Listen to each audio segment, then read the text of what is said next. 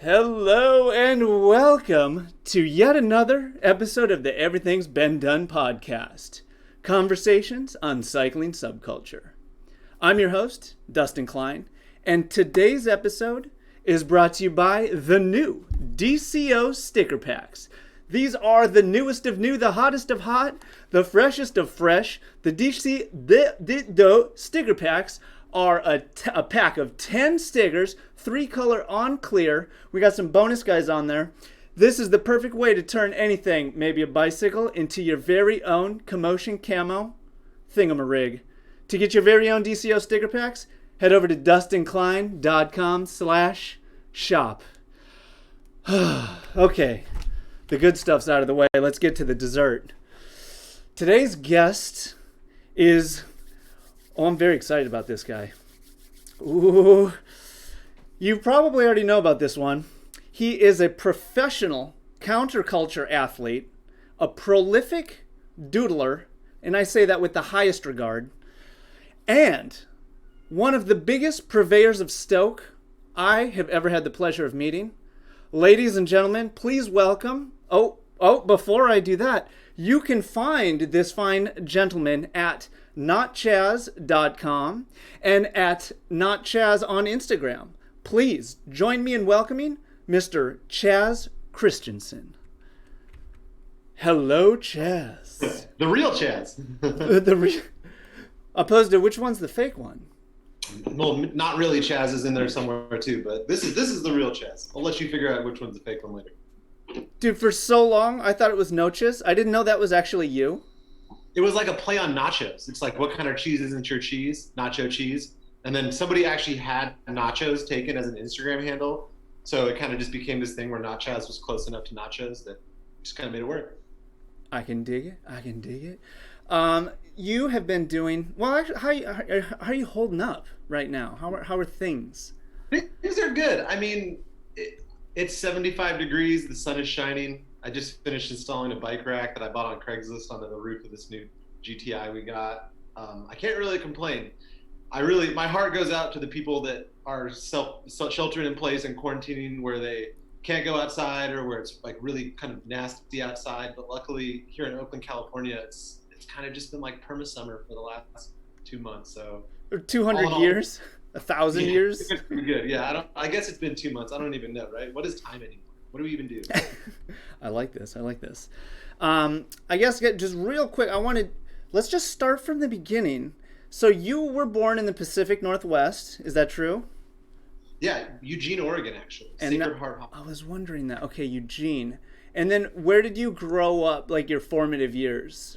Formative years were Olympia, Washington. So I lived in Eugene until I was in second grade and then moved to Olympia, Washington. Well, caveat, I moved to Lacey, Washington, which is basically connected to Olympia, Washington, but no one's ever heard of it. So I just say Olympia because I essentially grew up in Olympia. But I went to high school in Olympia, Washington. And then I actually had a whole life plan. I got accepted to the Merchant Marine Academy. I wanted to see the world. And I was like, I'm going to work on a merchant marine ship, and that's a great way to see the world. And then I actually got arrested for writing graffiti on the abandoned Olympia brewery, like the summer after high school. So in between graduating high school and shipping off to go be a merchant marine, I got arrested for writing graffiti on an abandoned brewery, and that kind of totally took my life into a different path, which is rad because I love my life now. But I definitely, had I not been arrested for doing something pretty stupid, I probably wouldn't be here right now. Fascinating. Yeah, very interesting. So then I guess you get arrested. They don't allow people in the Marines then once they're arrested or something? I wouldn't know. Well, I mean, it was the Merchant Marines. It's not like the Marines. I wasn't going to like go join the military. It was Merchant Marines are like the big cargo ships. You basically get certified to work on like the container ships. And my eventual goal was to be a pilot for a container ship. They don't call them. I guess didn't want to be the captain, but I wanted to be the one that steered the ship. Whoa. Massive super tankers. So to do that, you had to go to the academy, but it wasn't like military service or anything. It was just how your certification. But yeah, they don't really aren't that stoked on people who get graffiti felony. So I actually had it was a bummer at first, but it wasn't. I guess had to stay home. I was the guy that, graduated from high school and everyone else went and did stuff. And I stayed home and did like, a couple thousand hours of community service. Worked in soup kitchens all over Olympia, getting my community service hours. Wow. Had to work a bunch of jobs. I drove a tractor on a Weyerhaeuser tree farm, and I worked at Zoomies in the mall, and I worked at Best Buy. I had 3 jobs, and I had to go to school full time at the community college to satisfy this like deferment program where they would take the felony off my record. So I spent actually the whole year after high school, I graduated in 2003, so I spent until 2004 summertime working off this graffiti charge. But I got it off my record, no felony and everything, and then I just packed everything I had, I owned really, into a 92 Chevy Cavalier convertible. It was like a little Barbie car, kind of, little convertible what Chevy. The fuck? I just drove around for like 6 months because I was so bummed. I got stuck at home after graduating from high school, had all these dreams of all this, seeing the world and all this, and then it was like, nope, I'm just gonna go like work on a farm and drive a tractor and like go do community service in your spare time for a whole year. So I just got in this car and just drove around pretty much all the West Coast and like kind of middle America for like 6 months, and then ended up in Denver, Colorado, where some friends lived, and was like, well, I should probably go back to college, but all I really want to do is snowboard. And it was either Denver, Colorado, or Portland, Oregon. And then Portland ended up winning out just because I'm from the West Coast. My mom still lives up in Olympia, friends and stuff. And I just wanted a mountain that was close, and Mount Hood was there. So I ended up moving to Portland, and I lived in Portland for the next like 6 or 7 years, but just to snowboard. I mean, I rode bikes kind of, but really I was like a snow bum. I just wanted to snowboard all the time. Yeah, see, I never knew that snow was your background. That's really interesting. And well, skateboarding and snowboarding, actually. I skated my whole life growing up, snowboarded. I snowboarded in high school. I raced for my high school border cross snowboard team. Whoa. Which was, it was rad. It was a good time. I got pretty good at it. It's actually really funny though, because when I got to Portland and I lost my driver's license because I was trying to drive up to go snowboarding in Crystal Pass, Washington, and it had been suspended because I had like 22 speeding tickets. Other story, they took it away. So I started riding a bike. I was washing dishes at this restaurant downtown Portland, and I started to like, find out about alleycats. I like built my first fixed gear out of like a conversion and everything. But then one of the people that was racing alleycats in Portland at the time was Scotty Whitlake, who was a messenger in Portland. But Scotty Whitlake, for those that are not in the know, was like this incredibly famous snowboarder. He, like, kind of right before snowboarding really blew up, he was the one that was doing all of the crazy stuff. He had the best style. He wasn't super tech, but he was just like a hard charger crusher of a dude.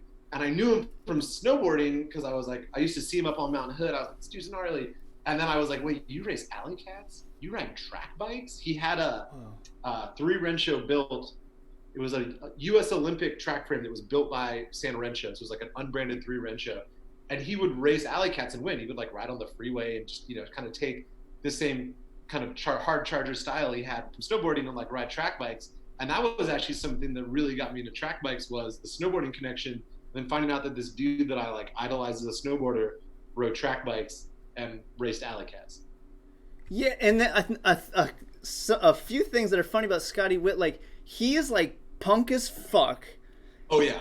But the other thing is he was like sponsored by DC at one point. Like it's just like amazing and kind of confusing. And I think for him it was kind of difficult too, because it's like kind of big shiny sponsor, but he's like punk as fuck. So he donated like most of his money that he made from all of his sponsors to Food Not Bombs. Whoa. I mean, he bought a house in Southeast Portland because he used to throw alleycats from there. But then like he totally dropped out of the snowboard scene at the height of his like fame and career, had all these sponsors, donated all of his money basically to Food Not Bombs, became a bike messenger. And I remember hearing about him from alleycats, but then like he rode from Portland to New York on a track bike in like 30 days with just like a backpack, and then and then he rode, this was for Philly Knack, and then he rode from New York to Philadelphia to race in the Philly Knack. And he was like a big inspiration for like not only racing alleycats, but like me and a buddy, Will, who actually still lives in Portland and works for the company Rider GPS. We rode our track bikes to Chicago for the Knack in 2008 because Scotty did it. We were like, oh, Scotty rode his track bike across the country. Like, we could totally do that too. So it's funny that snowboarding was something that really like had a lot of connection to like track bikes and like the stuff I do on bikes now. Yeah, very interesting. Hey, do you keep in contact with that dude at all? Yeah, a little bit. Oh, Him cool. and his partner built a modified Toyota pickup the same year that I have, and they actually have the same engine swap that I have on my Toyota. But they've been touring through all the way through Central America, and they made it into South America. But they've been living out of their truck on this perpetual like rad tour for the last 2.5 years. Whoa. So I follow him on Instagram, and then we correspond a little bit through like the DMs and stuff. But yeah, he's still killing it. Does he seems like someone that would not have an Instagram account. Is that true? I think that his partner is the one that runs a lot. Okay, that seems, yeah. That, and I say that more to just kind of, for people that don't know what, like, just to kind of get an idea of like the type of cloth he's cut from is like, he's, I want to say pure, not doing social media is pure, but dude, Scotty's a very pure dude, I would say. I always remember I would be driving that super shitty convertible up to Mount Hood to go snowboarding. Like, the top, I would just put on all of my gear, goggles, beanie, everything, and drive up there with the top down. Oh my God. Jeep that had like no rear window and like a tarp flapping off the back, and it was just lifted crazy Jeep. And you just see him like you could tell he just crashed in the back of the Jeep in his gear. And you just see him like wake up and then like, he didn't even really party that much, but he just kind of like stumbled to the lift, and you could tell that was like his cup of coffee. He just like woke up in his rig and then like gonna go get his first run of the day. I just always was like, damn, that guy's a savage. When was the last time you went to the snow? I went snowboarding last year for the first time in a decade. So I became a bike messenger and I stopped snowboarding because A, you don't make a lot of money as a bike messenger, and B, you can't go do things that hurt yourself on the weekends and then expect to be a functional bike messenger because your dispatcher doesn't give a fuck that you case that 360 on the big hit and can't bend your left knee. So I totally stopped snowboarding. And then last year I have a friend that has a cabin up in Dunsmuir, California, and I went snowboarding twice up at Mount Shasta at the ski park up there, which is super tiny. And I still had it. I was pumped. I got on the board. I was able to like shred just like I was normally used to until I went to the terrain park, and then I broke myself the fuck off. Because I used to hit the park and like hit all the jumps and the rails, and I went back and tried it, and I don't have it anymore, man. It's so fucked up. Dude, well, all that shit's fucking huge too, and it's made out of ice, which I think is worse than cement. Also, I'm not 24, Yeah. I think that's the thing is I used to be able to take all those hits, but like, oh man, I was sore for like a week after that. It was great. Like I went 2 days in a row, went up for a weekend and went 2 days in a row, and I couldn't walk right for like 5 days. I kind of can't wait for this next season so I can go again. It was good. Probably just not going to hit the park as much. Yeah, I mean, it was like flow rider stage in life, right? Maybe. Smoking jammers, riding the trees. Yeah, that sounds awesome. Totally. Well, and then that parallel of like that type of snowboarding to flying through traffic specifically is like so similar. It's there's no brakes on either one of them. You're flowing over obstacles. You're just going with it. It's I don't know, it's kind of interesting. Yeah, I mean, it's the same thing in my mind. Like it was one of those things where as I was doing that, like taking these tree runs, I was like, this is a lot like riding a track bike through traffic. It mainly in the sense, like you said, you're flowing, but you kind of have to plan ahead. If you're ripping through traffic, that's the thing is you're always looking, like 6 cars ahead of you to see what's ahead, so you can kind of plan because you're not going to be able to stop. And it's the same on a snowboard. Like you can slam on the brakes on a snowboard as fast as you want. You're not stopping on a dime, so you better be planning ahead and like have a bailout somewhere. You never noticed that when you started like riding track bikes in the city, you weren't like, oh, this reminds me of this other thing. Not at all. It was weird. I don't think of myself as the type of person that like will drop something and to pick up something new. I'm pretty good at like sticking with the things that I do. But when I got into bikes, that was the thing is I fully got into bikes. I like totally like was like snowboarding. Like, what is that? You're dead to me. Like all I care about is track bikes. And I mean, it was something that I was like so track bike centric for so long that it was weird. I never made that parallel. I think it was some weird like block in my brain where I was like, oh, I just ride track bikes now. So it's cool to be able to make that connection now a little later on. Yeah, well, I think that thing that you described, like the obsessiveness about track bikes, is super common for people, especially when they're younger, like maybe in their 20s. It's this, and then if there's a messenger culture involved, you just get absorbed in this whole culture. And then also cycling, in the city, you kind of get this like fuck cars mentality. So then snowboarding, you need a car. So it's like, and cycling's also, it kind of sounds like for you, which is similar for me with skate, is it's just satiating in the same way. It just fills that need. And you're like, why would I need anything else? This has all of it, from culture to physical output to, et cetera, et cetera. Yeah. Which is, I mean, I think it's super important, especially I think a lot of the reason that I got as far as I have in cycling is because I like focused on it so much, and I like, lived, breathed, eat, shit cycling for like a decade.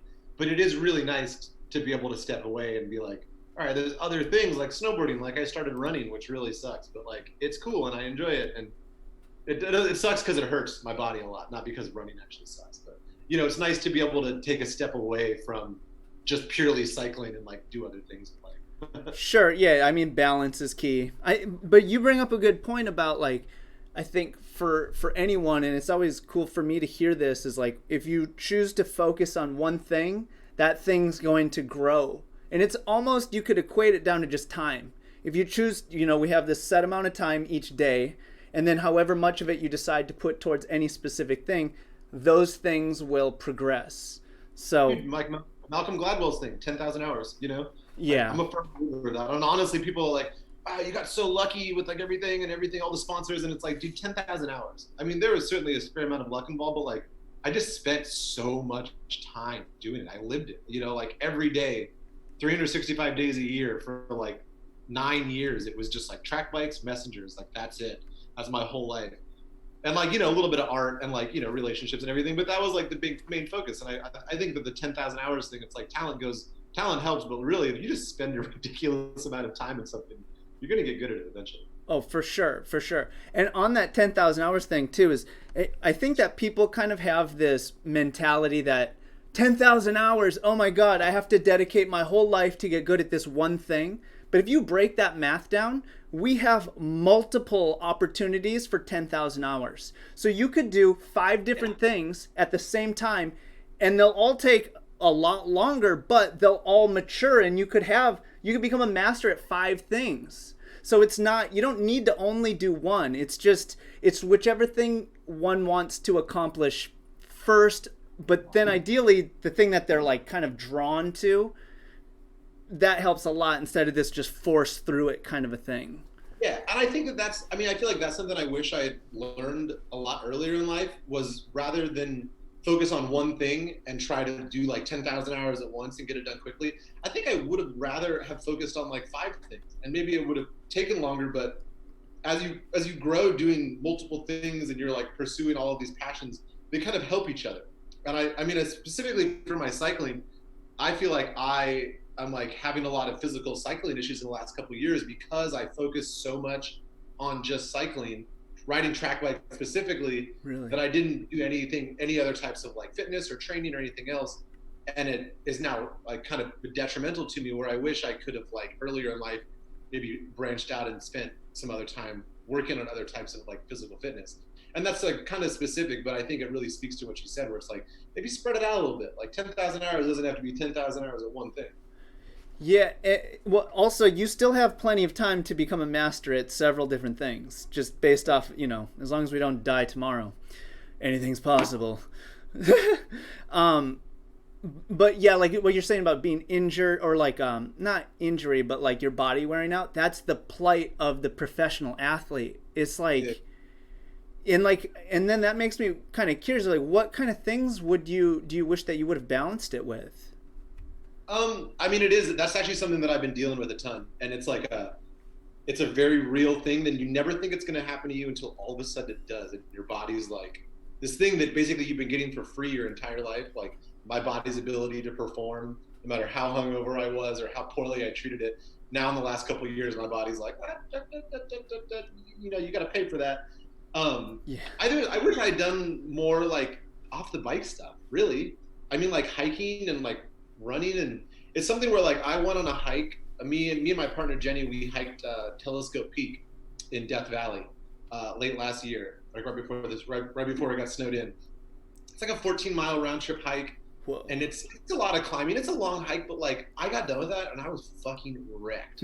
Like I could barely walk for like 2 days afterwards. And I had like nice hiking boots on and stuff. And it kind of bothered me that I wasn't able as like a human being to go hike 14 miles. Like I consider myself very fit, but like I couldn't hike 14 miles. Like that's not really that far, you know? And then like running, it's like I run like 5 miles now when I run, and it hurts a lot. And it's like, as a human being, I feel like I should be able to run more than 5 miles at a time. So like all of my physical prowess and like everything is like centered on this bike, and it's like I can ride 200 miles in a day, like X amount of watts for X amount of time, whatever. But I think it would have been really cool to do like a lot of different other physical activities, so that I kind of had built that capacity the entire time that I was getting fit as like my 20s and 30s. I built the same capacity I built on the bike in other types of things like running, walking, swimming, hiking, like kind of what have you. Do you do anything now as like a supplemental I don't know, not training, but like, I don't know how to say that. Like, are there other exercises that you do? I do. I actually do a ton. It's actually pretty wild. I feel like I've undergone this like kind of wild physical transformation in the last couple of years.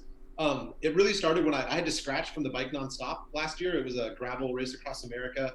It was the first time I've ever had to scratch from an ultra endurance race. It's the first time I ever had to like stop racing because my body wasn't able to handle it. I got patella tendonitis so bad in my left knee that I like could barely walk.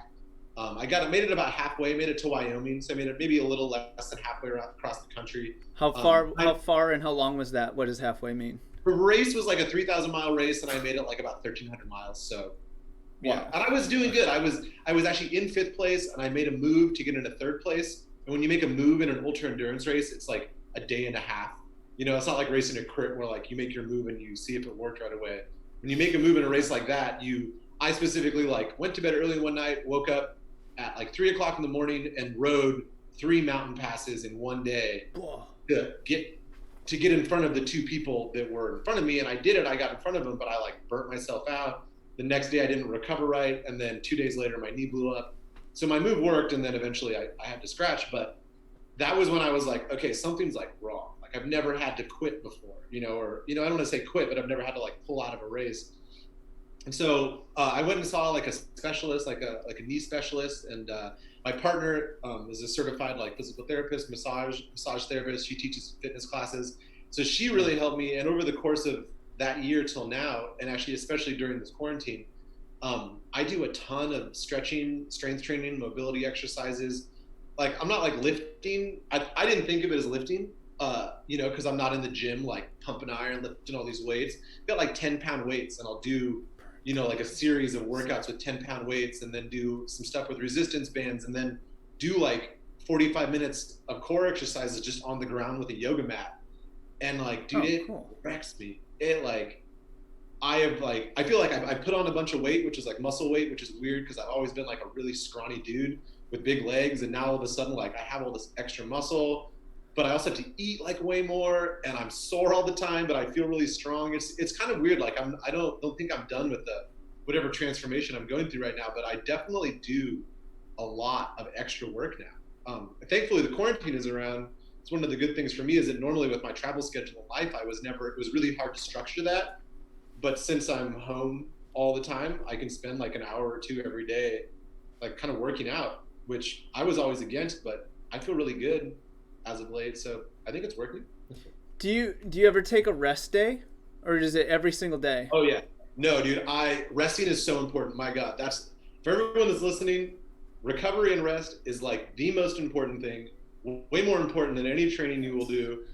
Stretching, rest, and recovery. And I know this, right? And I like burn myself out all the time. But even at the beginning of this whole shelter in place, I went and I like was riding every day. And when I wasn't riding, I was running and then doing like an hour to an hour and a half of strength training. And after 3 weeks, I like just hit this wall. Like I was out on a ride with my quarantine riding buddy, ambitious ride. We were gonna go ride Mount Diablo, which is a peak in the East Bay in Oakland, and then go ride Mount Tam, which is a peak we're in.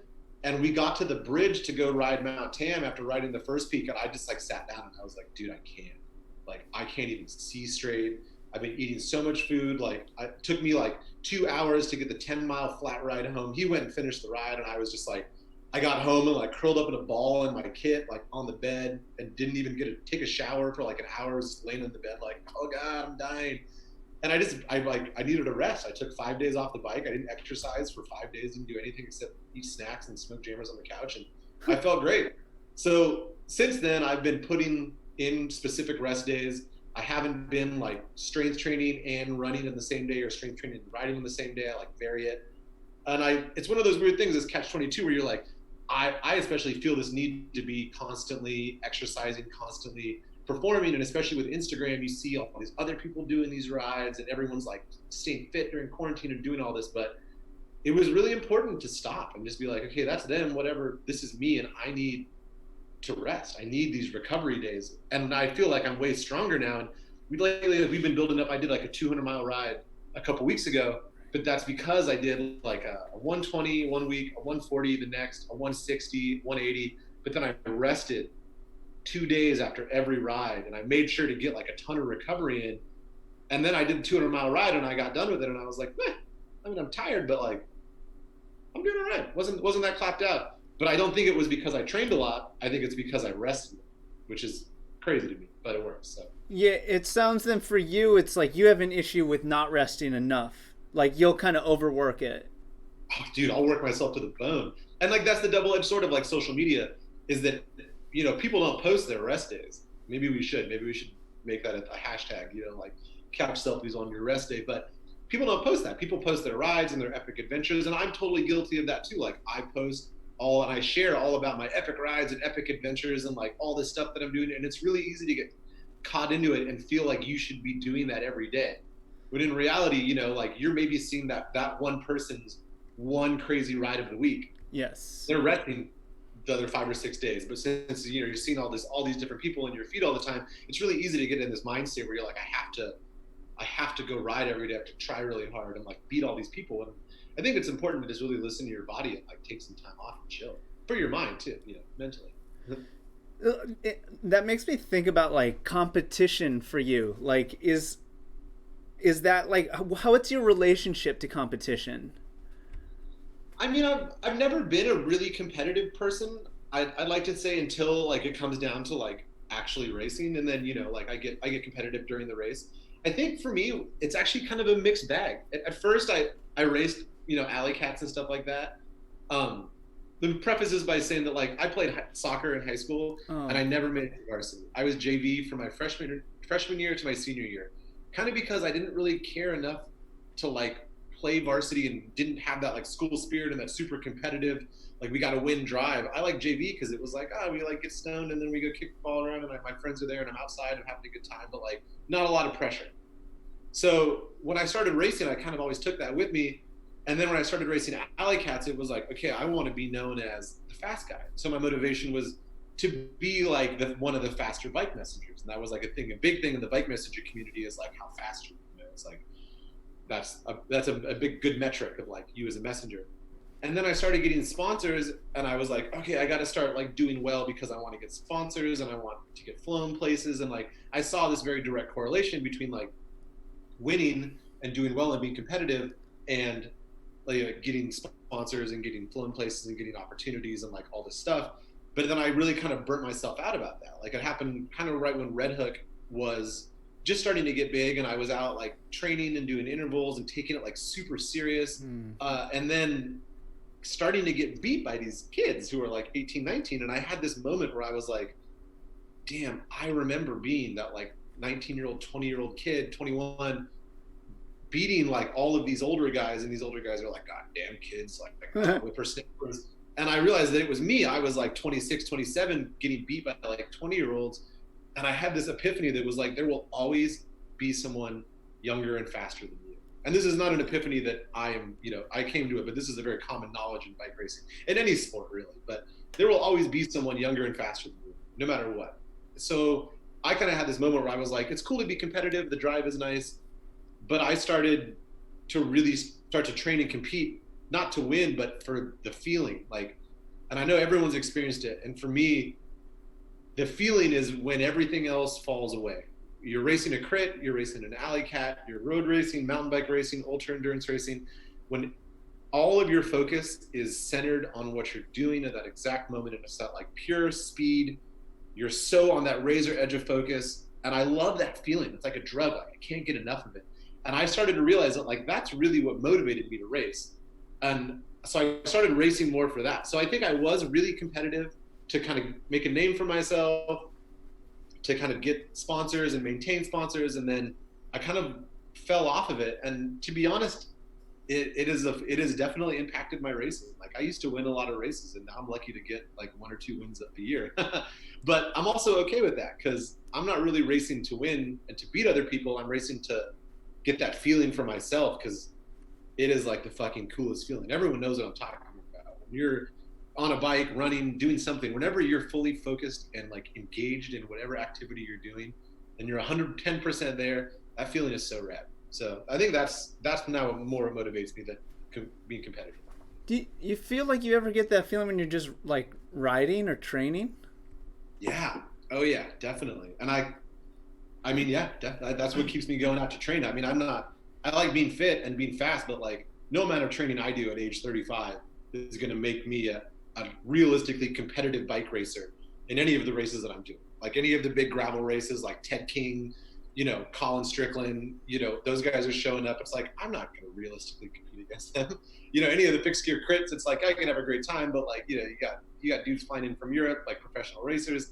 So it's, I mean, yeah, I search for that feeling. I mean, that's kind of what the whole search for Stoke thing is. Like, that's what that means to me. That's kind of how I define that feeling, and that vibe is just like, I search for that. And you get a lot during racing. Racing is a really good way to find the Stoke because you're in a specific context in which you're being provided with the course and the motivation to do that. But in reality, the search for Stoke happens every day. Like whenever I go ride my bike, I'm looking for that. It sounds like flow. So it happens in all these different disciplines: making art, making music, riding bikes, conversations. Like it can kind of happen any and everywhere. I actually also think just meditating is a way to kind of like touch on that in a different way, and drugs also.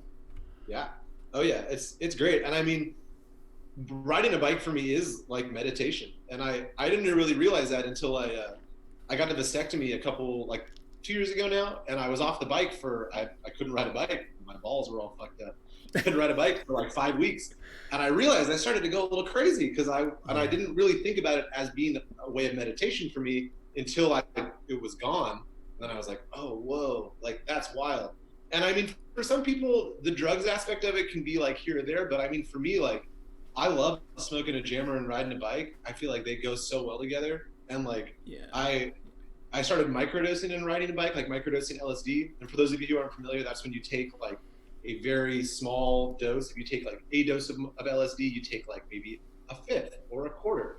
Kind of figure out whatever works for you. So you're not obviously like tripping, but you're a little bit out there. And I feel like for me that works really well with riding bikes, because obviously you need to be aware of what's going on and like, fully cognizant you're riding a bike. There's your danger to yourself, danger to others, but with just a little bit of LSD, like I feel like I can go on like a 7-hour ride and just really like get in my own head and like find some really cool places and find that flow, which is it's not like it's a necessity, but it's something that I found that really like kind of helps you get out there. No, I feel the same. I mean, I feel like we both kind of interact with cannabis specifically in a similar way, where it's both in our lives a lot. It's for sure pairs with cycling like none other. But for you, I guess I'm a little like, I'm not a professional, so I really love the fact that you smoke weed. And when you say jammers, do you mean like a spliff, or does that mean just straight cannabis? So I've never smoked cigarettes. I've never been the one to go buy a pack of smokes or anything. I'll have a smoke if I'm drinking, and it's great. But we started when I moved to San Francisco. People were smoking jammers, which is a split. And you did it back then because we were broke, and you wanted to make your weed last a really long time. So you cut half weed, half tobacco, and it made your bag of weed last twice as long. But I mean, I say this to people that know me. I'll say all the time, I fucking love smoking cigarettes. Like I love smoking tobacco. But I know as an athlete and as like a person, it's not good for you in any way, so I don't. But smoking a spliff is like my like guilty pleasure. So I usually like, if I'm gonna smoke weed, most of the time I'll smoke a spliff, and it'll be like 60% weed, 40% tobacco. The ratios may vary, but Huh. Yeah, I feel like for me it's a good thing. And like me and my really good travel buddy Nico, we do all the ultra endurance races and stuff together. And he actually used to smoke cigarettes and quit, but we smoke when we travel. That's like our thing. It's like our guilty pleasure. And it seems ridiculous to go race these like ultra endurance races across Europe and whatever, smoke cigarettes, but that's definitely something that we do. You know, like rain cigarettes is the best. If it's pouring down rain and you're racing, you know, doing these crazy races, like if it starts really pouring down rain, just stop anywhere that's dry and have a smoke, and then get back on the bike and ride off into the rain. But I mean, as an athlete, it's definitely a detriment. I'm not gonna lie. And I mean, everyone that smokes and rides bikes, it makes it harder to breathe. It maybe helps like mentally. Like cannabis obviously is like a great thing for me mentally, but it's definitely not a performance enhancement. And I think smoking spliff specifically is a performance decreaser. But that's one of those things where I don't take competition that seriously, that I want to give up the things in my life that I enjoy. So for me, it's a trade-off. Like I'm okay being a couple watts slower or a couple seconds slower on a climb, or breathing heavier or whatever, my heart rate goes up, so that I can smoke a jammer and have a beer. And I'm okay with that. And some people aren't, and I totally get it. If you're racing on like a super competitive level and you are like marginal gains and like you're really trying to make it happen, like you should not smoke jammers. But I'm not trying to make any marginal gains, so give it up. And then you drink then also.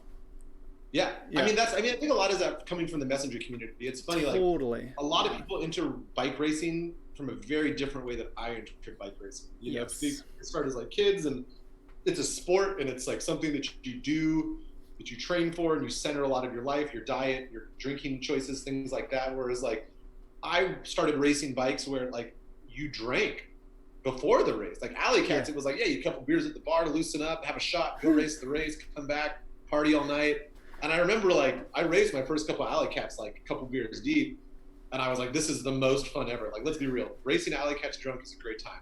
It's a horrible idea. Do not do it. I crashed into so many cars, and I would get done with these races and just be like covered in blood. My handlebars would be all off, and I'd be like, this is so great, woo! And I was like, okay, I may be like 21 years old right now, but I know that this is such a bad idea. Like, I cannot do this.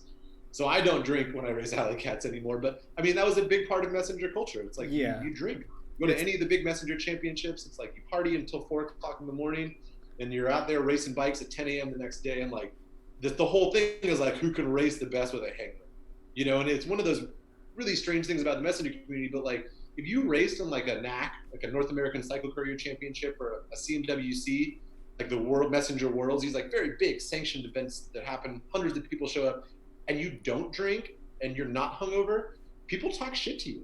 And they'll be like, what the fuck, dude? Like, what do you need a leg up? Like, what do you not, you didn't go party last night? Like, nerd. You know, and if you're straight edge and that's like a life choice, people respect that. But if people know that you drink and you like didn't drink to save it for the race, you'll straight get ridiculed. Which if you go to like a professional bike race, that's the exact opposite. You know, if you show up, start toe the line at some Cat 1 road race and you reek like booze, which I've done before, people look at you like, what the fuck is wrong with you? You're obviously hungover. Like, what are you doing here? Get the hell out of here. Go home. And so it's just weird because like I was brought up in my racing career being like, yeah, you drink and you race. That's like peas and carrots, you know, like peanut butter and jelly, whatever. And that's totally not how most people do bike racing and like physical fitness. So yeah, I don't know. That's just kind of where I came from. And I'm not willing to give it up because I love a cold beer.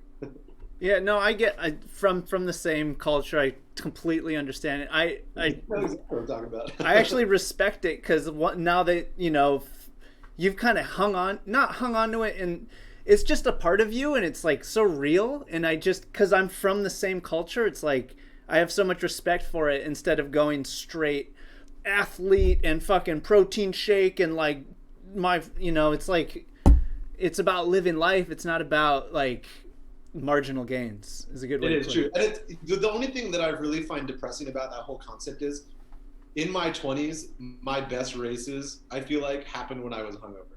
Like I was able to go and drink until like 3 or 4 in the morning and like show up to a race and just feel like utter trash, you know, like literally like vomiting at the start line, no breakfast, and then go win the race. I loved it. I love being able to do that, like towing the line with a bunch of dudes who obviously take it like really fucking serious. And you're the only dude that reeks like booze. You're wearing like cut off shorts and a t-shirt. Everyone else is in a kit. And you like puke at the start line, and then they're like, go. And you just go like dominate on everybody. Dude. That doesn't happen anymore.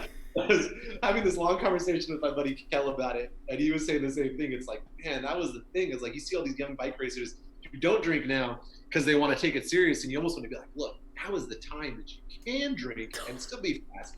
Wait till you hit your mid-30s, and it's a lot harder to race your bike hungover. Not saying it's impossible, but I can tell you that if I'm hungover, I'm probably not going to have a great day on the bike like I would at 25. There's Coach CHAS here in the corner, like, look, you go ahead, you take that fucking beer bong, you're good to go.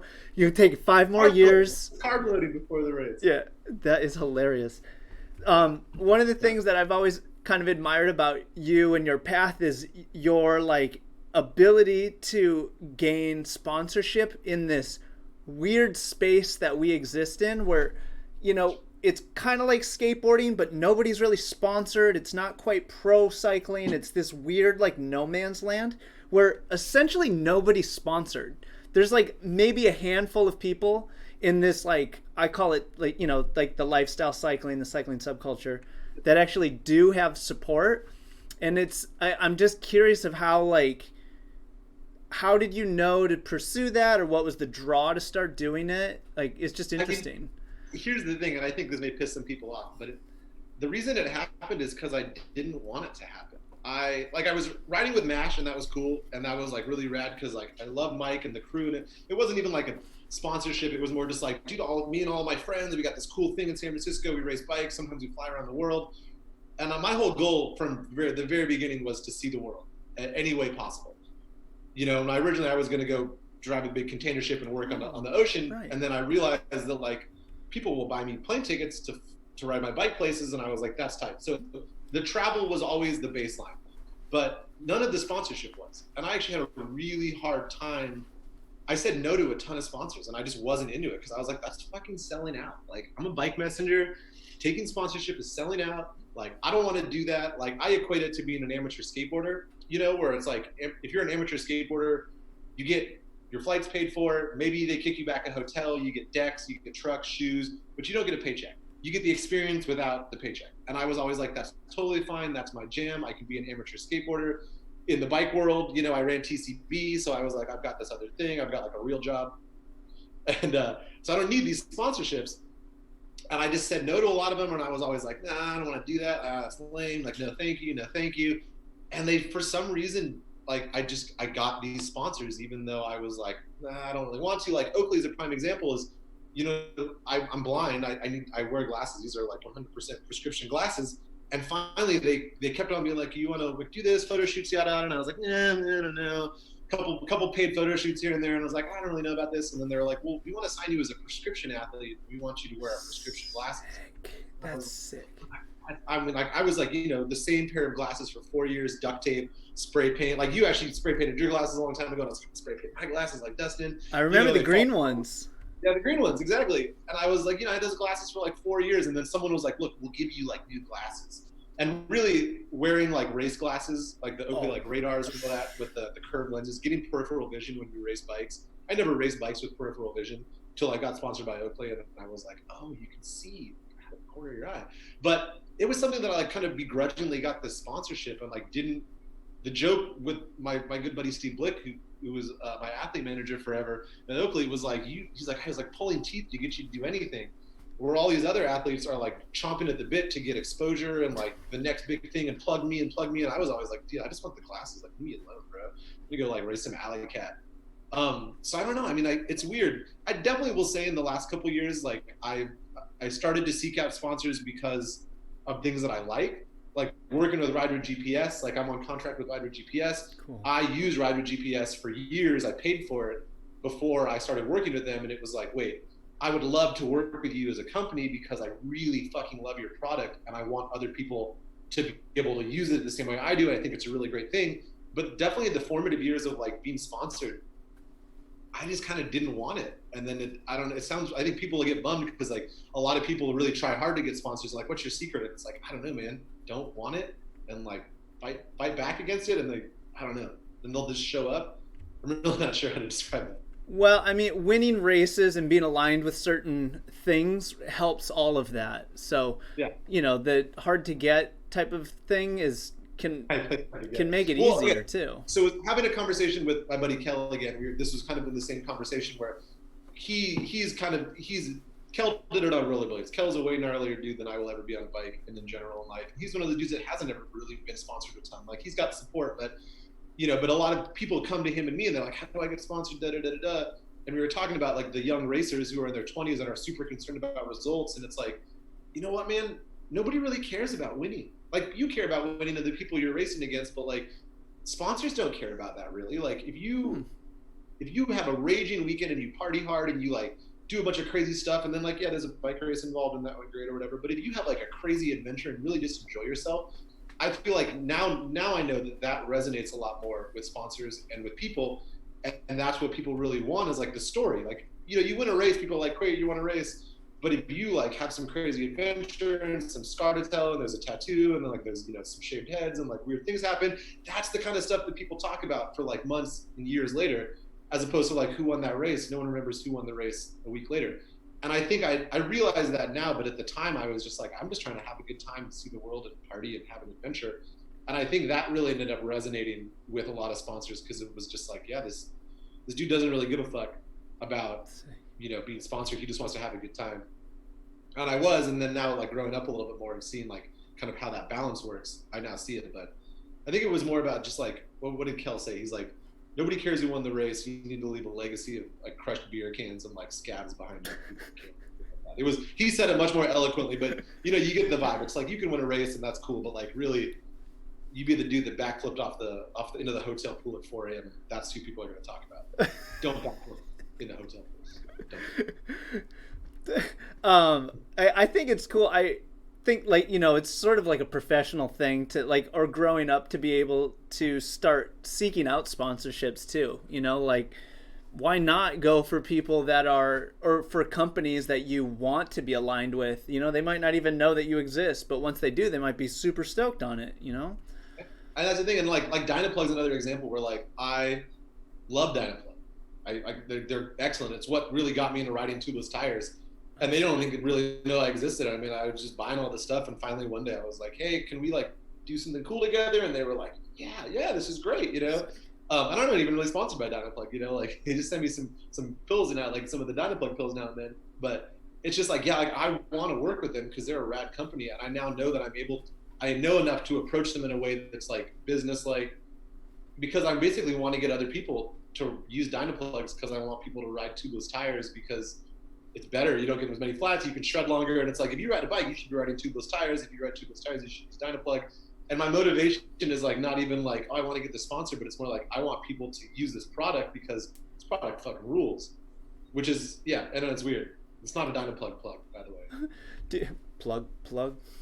Do you ever feel like pressure from having sponsorship and like the obligations that come with it? Yeah, it was actually, we were driving down to Santa Cruz this morning to pick up a bike rack for the GTI, and I was talking with my partner about it, about how I feel like I've lost a little bit of the wanderlust for travel in the last couple of years because you've done a ton of it. Yeah, I've done a lot of travel, which is rad. But now when I travel, especially with Instagram and everything, and like thankfully, once again, I absolutely fucking love all my sponsors. But like I'll get like a new SRAM group and a zip wheel set, and I'll go do this trip.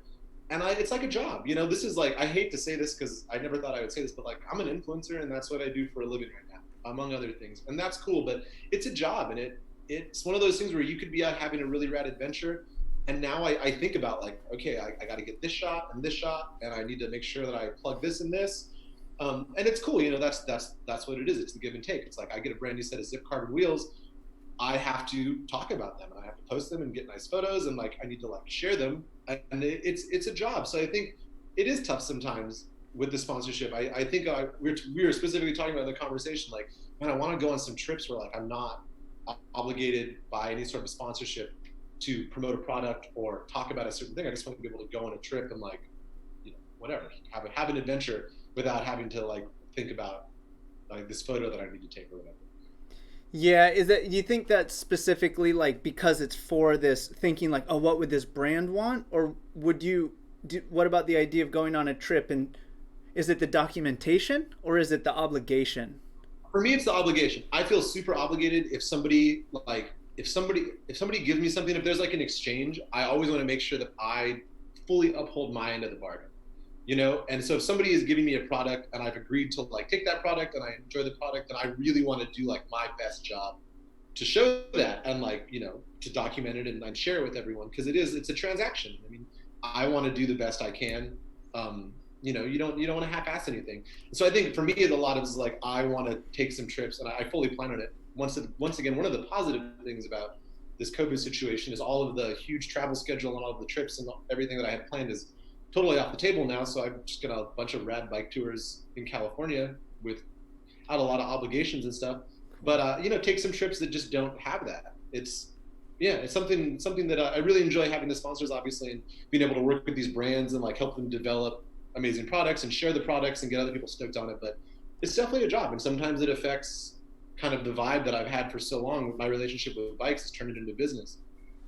Yeah, and then that's inevitable when any passion turns into a job, basically. Like once there's that exchange for things, it just shifts it. It's not necessarily better or worse, it's just different. So you're like, oh, this is suddenly like, I see this over here now, while before it was like here.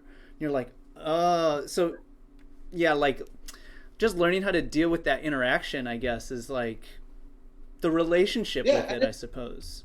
Like you said, it's not better or worse. It is just different, And it's something that I fought for a long time, and that was kind of the thing. Is like I fought it. I didn't want any sponsors. I didn't want that relationship to change. I understood that like if I got a bunch of sponsors and made this like my job, it would change my relationship. And since TCB shut down a couple of years back, that was kind of the shift. Is it was like, well, I don't really want to get a real job ever. So this is an opportunity that's in front of me right now. Like I'm going to take this opportunity, I'm going to run with it, and I'm really going to like do the like bike influencer thing and really kind of make it like a full-time job. So I started to take it more seriously, and it's a job, but it's a really cool job. But like any job, some days you got a case of the Mondays. Sometimes you just don't want to go to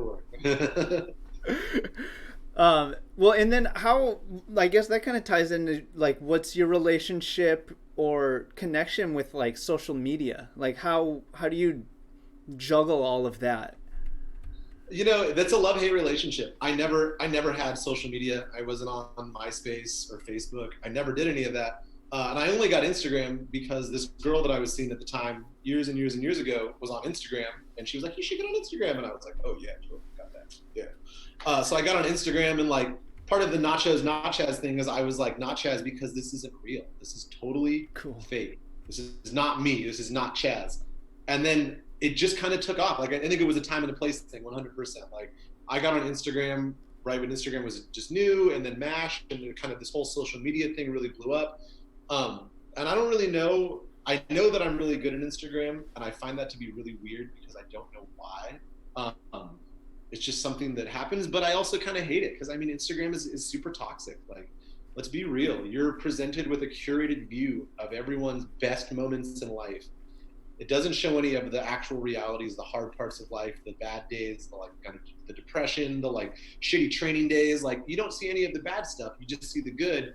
And I myself am totally guilty of that, where you just, you don't post the shitty things, you post the adventures and the highlights.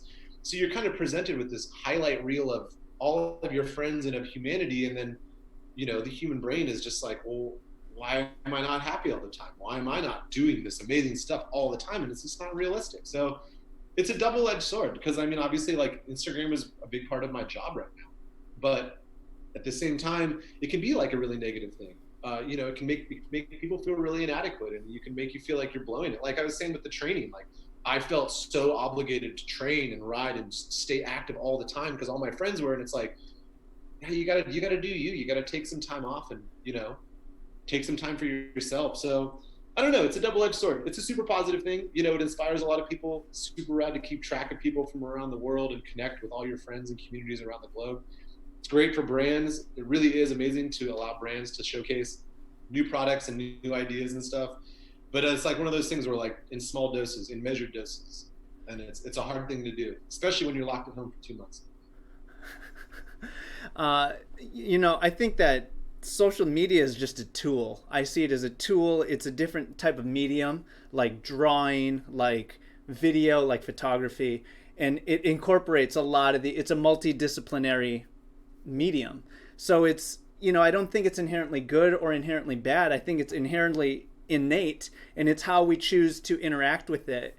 And why not show things that are not positive, or like being sad or depressed? Like the ability is there, the option is there. I feel like for me, I don't necessarily want to do that because it's super vulnerable. Like, and also I don't necessarily want to promote being depressed. Like, that's not. You want to promote the stoke. You want to promote like positivity. Yeah. So it's like this funny balancing act of like, yeah, sure, like that is like a real side of life to have this, but also, do you want to see somebody that's like, oh, today sucks, I just feel like shit, and you're like, I don't really want your shitty day, so. Yeah, like you look at Instagram and social media to get stoked a lot and get inspired and stuff, and I think you're totally right. I really like the tool. I never thought about it like that, and I think that's a really good way of putting it, is like, it's an inanimate object, it's an innate thing, or an inanimate thing, and you use it either way you want, and it can be positive or negative, and you choose what you share. And I think that's a super solid way of looking at it. I think I'm actually gonna try and keep that in mind, because I get really down on myself sometimes. Like I hate looking at it, and you spend too much time on it, and you're just like, I gotta kind of put my phone down. Yeah. I think it's a good way of contexting it. Yeah, and I completely feel the same way as you too. Like it feels gross after a while. It's like, oh, like the obligation, or like too many messages or whatever, like to just, the separation is healthy and such. But I think it's kind of this like meta view, this 1,000-foot view of like, oh, this is like just a thing to like, how can I manipulate this, or how can I make something different with it? Like, it's a canvas. And the craziest thing about that canvas is it's completely interactive. Like, you make a drawing and nobody does anything with it. But if you do something through this medium of social media, there's this automatic response, whether it's positive, negative, indifference. Like, it's so, there's like this whole other dimension to it because of the interaction. That's so unique. That is not common. Even if you make a movie, you don't fucking know, like, what did people say? Yeah, you gotta wait till you read the reviews, but now it's like you get this immediate reaction. It's like a validation. Like, it's totally, it's a cool thing. For sure. And it's also nice to get the criticism, because the social media is very quick to tell you if it's not into something. And you're like, ooh, yeah. Yeah, that's a weird one too, because it's like, I'll get super knee-jerk and all sensitive about like, oh, I don't want your fucking, even if it's like a criticism that's like could be helpful, I'll automatically be like, fuck you, don't tell me what to do or whatever. It's really an interesting thing. It's tough. I mean, I have some rules that I really try to apply. It's like, never get into an argument, never respond publicly to like any sort of a jab. It's just tough, because like it's so easy to get sucked into like an internet argument essentially with somebody. Like, no one ever wins. No one ever wins those. You're never going to win an internet argument. And if you do eventually win an internet argument, who cares? It's an internet argument. Yeah, that's an awesome perspective. So what are you going to... Yeah. Tough. Someone criticizes something and you're just like, oh my God, like I want to tell you off so bad, but it's like, whatever. Let people... Right. It's a good exercise in me, like, let people say and think what they want to think, and you say and think what you want to think, and it's okay if you disagree. Just let everyone be, Totally. There's this guy, Gary V, that has a really interesting perspective on negative comments, or like hateful comments. Is essentially the way to perceive them is that person is just hurting. Like, they don't feel good inside. Their life is tough. Like, they're not happy. So they're throwing out that discomfort to try and get a little relief. So it goes into this other thing of, and this might be one of the 4 agreements, is take nothing personal. It's never about you. It's never about me. It's about that person. But fuck, that is so hard to comprehend. Like, to know in here. Agreement. That's a big thing. You should talk about the 4 agreements, man. Those are so good. People should know about that. What are do you remember? Take nothing personal. Do your best. What were the other 2? Assume nothing or something like that? Yeah, that's definitely one of us. No assumptions.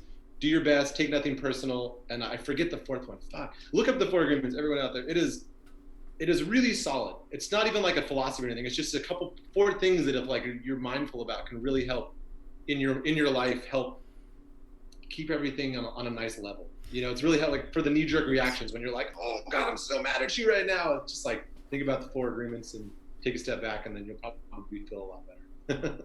I mean, that's the real exercise. Like, that's the hardest shit. Like, anger. I get angry really fast to the point that I barely understand that that's a choice. It just happens so knee-jerk. And you're like, wait a minute, how do you choose? I'm not choosing anything. It's just happening. Traffic. Someone cuts you off. Fuck you. It's like, you don't know that that's a choice. What's that? I think about that all the time too, because I get so bummed in traffic. But then I think about, like, what did I do for a living forever? I raced a bike through traffic. I ran red lights for a living, you know, essentially for a long time. So it's like, yeah, I always just try and put it in context, because this thing is like, every time I get angry, every time I get frustrated, if you take a step back and think about it in like the bigger picture, it helps me a lot, at least, to be like in traffic, and I'm like, oh, that guy just cut me off, fuck that guy. And I'd be like, I was riding my bike yesterday and I cut off like 5 cars. So like, you know, maybe I should let this one slide. Yeah. And then also just the, you know, thinking about from someone else's perspective. We're so good at being fused into our everything. My world, I wave at someone, they don't wave at me. Fuck you. I'm the specialist thing ever. It's like, wait a minute, like, everyone has that perception. So everyone that's like the person that's throwing hateful comments is like, maybe they just got fired and their wife has cancer and life fucking sucks. Like, you're probably not going to be so nice in traffic or in line or whatever. Like, it's not about us. It's everyone dealing with their own thing. And I think that's, in my mind, with everything that's going on in the world, I think that is the one thing that everyone could benefit from, is taking yourself out of your own personal context and looking at it from like a different angle, and trying to take yourself out of the, like, this is all about me, because it's so easy. We get stuck in this little box where you're like, this is me, I'm the center of the universe, I'm special. And you are very special. Everyone's very special. But like, putting yourself in someone else's shoes and trying to remember that, especially in the traffic is a great example. When someone is really shitty to you, it's probably not because they're actually a shitty person, and it's definitely not because they're mad at you, unless you actually did something fucked up. It's probably because they're having like a really hard time in life, you know? And that's just how they're dealing with it. And I mean, I've been there, you've been there, you know, you have a shitty day and you snap at somebody and you cut somebody off, or like, especially as a bike messenger, man, like, I took off so many mirrors just because I was having a bad day. Not because anybody did anything. You know, you straight out of your lane, you know, 2 feet out of your lane, and I was just on you, like, freaking out. And that's actually kind of where I learned a lot of this, is I realized I was having these horrible days as a bike messenger. I was hating my job. And it was just because I was allowing myself to like take my frustrations out on the public, on like pedestrians and cars. And then, you know, if you get in a fight with a pedestrian or someone in a car when you're on a bike, it never ends well. Like, even if you won the fight, like, what, did you actually get into a fist fight with somebody on the street and beat them up? Like, yeah, you won, congratulations, what did you win? You yell at someone, you know, like, you're not going to ever leave those situations feeling positive. So I started to think, like, out of every situation that I was in, or like whatever interaction I had, it was like, what do I want to get out of this that's positive? What can I get out of this that's positive? And if it's not something that I get out of that's positive, then maybe I shouldn't have this interaction. Like, maybe I should just walk away, which is hard to just, you know, someone cuts you off, someone says something shitty to you, cuts you in line, whatever. It's hard to just be like, I'm gonna get out of here, you know, because like, if there's not anything positive out of the interaction, what's the point? You have an interaction, you yell at somebody, and you both walk away feeling negative, and, you know, frustrated, and like, not a positive thing. So it's trying to take yourself out of your own context and look at like the bigger picture and be like, is this going to be a positive outlook, or is it a positive outcome, whatever I do? And is this person actually angry at me, or are they just having a hard time with life? I think it's important. So for you, you'll when that moment arises, you'll stop, or you'll run through your head, like, is this going to be a positive exchange? That's one of my mantras, like, in my head. Yeah, for sure. Is like, if I'm going to have this exchange, could it be a teachable moment? Like, yeah, maybe I could be like, hey, did you know that, you know, this is a turn only lane, and you're going straight, and you could, you know, or is it just going to be something where I'm going to yell at you because I'm frustrated, and you're going to yell at me because you're frustrated, and ultimately we're just going to get more frustrated because we yelled at each other, and people are watching, and we both kind of feel like idiots because we yelled at each other, and then we're going to leave and just be like, oh, I'm so frustrated right now. So like, sometimes it's just like, right away, like, I know you want to tell that person, like, use your fucking turn signal, but is that really going to matter? Is it really going to, especially like in my mind, all the time, if I yell at them and they're in their car with their windows up, with the music on maybe, are they even going to hear me? Or am I just going to be that random dude on a bike yelling at people? Do I want to be that guy? Maybe I should just shut up. You know, like. Totally. Yeah, I mean, one of the most powerful reactions is non-reaction. Just like, fuck you, and you're just like, nothing. Not like a... I like the wave a lot. I'm a big fan of the, like, smile and wave. You're like, yeah, you know? Totally. Because if maybe they were yelling, maybe they were stoked. There's always the off chance. I always think about this all the time. And someone, we're always talking about car and bike scenarios right now, but like this is always for real life. But like in a car bike scenario, and someone comes by and they got the window down, and you just hear like, rah, rah, rah, rah, rah, you know, and your initial reaction is be like, that guy just told me to fuck off. Maybe they're like, hell yeah, brother, go get it, you know. So you're like, yeah, you too, man, have a great day. You know, give them a smile and a wave. And on the off chance that they were being positive, they're like, sick, got you. And if they are being negative, then you know that's what you do. You kill them with kindness. You know, if someone's being a dick to you and you're just nice to them back, it just makes it worse for them. So. Yeah, one of the best ways of learning that one for me has been like someone yells something and you don't understand them. You're like, it's awesome because you're like, oh, it like there's no, it can't stick. It just sounds like blah blah blah, and you're like, okay, all right, cool. You know, like you said your piece, and I don't know what you said, so whatever, man. Yeah, well, it's like it seems like a good like learning opportunity because say they do, you know, fuck you, jerk, or whatever. Like it's so easy for me to take that personal. It's like, oh, what? Not me, but it's like, yeah, there's that. It's that one moment where it's like, take that ball of fire or just let it like flow right past you. Dude, I mean, I feel that. You know, I get like a pit in my stomach. I'll go on a ride and someone will yell at me, and I'll just feel this like pit in my stomach of frustration, and it's like if I don't let that go, I'm gonna feel that the whole ride. So it's tough, like it's really hard, but I think you're right. Like there's that split second where it's like either gonna be a ball of fire or you're just gonna be like, let it go, and it's all okay. So you will have a moment where you choose to let it go, because for me it'll be like this thing will happen and I feel that it's this energy inside me and I don't like the way it feels, so like reacting is how I'll get it out, or I'll think that's how I'll get it out because there's still residual after that. Yeah, I mean, for me, I realize that when I react, I feel worse.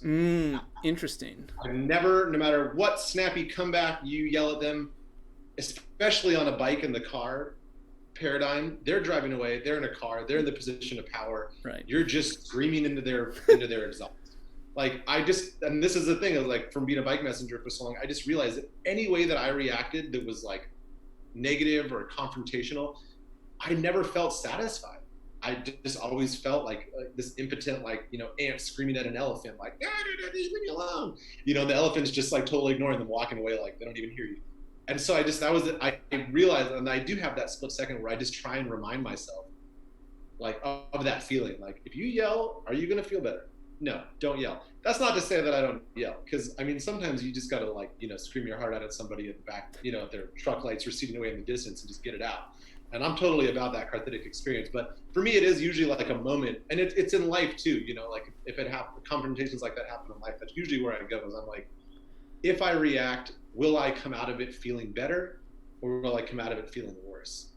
And if the outcome is worse, you know, like on BART or something, or on the city street, and someone bumps into you and they're like, hey, fuck you, man, you know, and if I turn around and I, you know, get into a confrontation with someone and like, what's it, am I going to punch someone in the face on the city street? Is it going to get some crazy thing? Like, that's not going to make me feel any better. Turning around and walking away is what's going to make me feel better. So that's generally what I'll try and go with. It's a tough thing, though. It's hard. Yeah, it is. And I think that's life work. Maybe that's a cop-out for not having it figured out by now, but... No one has it figured out, though. I mean, that's the thing. I don't have it figured out. This is just where I'm at right now, trying to deal with like everything that's happening and trying to just like be the best person and trying to do like the whole PMA thing. It's like you can't have positive mental attitude all the time, but you can try and spread it. And if someone comes at you with some negative energy, sometimes just not even reacting is the best thing you can do, because it doesn't give them a hook to sink it into. And maybe they just needed that moment to be like, oh, now I feel foolish for yelling at that person. And maybe they won't yell at the next person. I don't know. Yeah. Huh. I want to talk about how you read a lot. I feel like people don't know that about you. Dude, I read a ton, man. I always read as a kid. I mean, I loved reading. That was my thing. Oh, really? Your whole life? Oh, my whole life. Yeah, Wow. I've always read books. That's been like since I was a child. I was a nerd growing up, and I love nerds. And I fully admit that I was like not the popular kid in school. I played flute in band until I was in 4th grade. I was in the AV club. I kind of killed it and all that cool stuff. And I read a ton of books. That was my thing: fantasy, science fiction, nonfiction, history. I love history, like World War II, World War I history. And it's just always been something that I've taken with me. And then now in my life, especially in the last 10 years, as a messenger, you got standby time, and I would always read a book. Like some messengers would crack a beer, some messengers would go take photos. I just had a book always in my bag. And then when I got more into the travel, it was like, what's the best way to kill a 12-hour flight across the ocean? Read a book. Respect.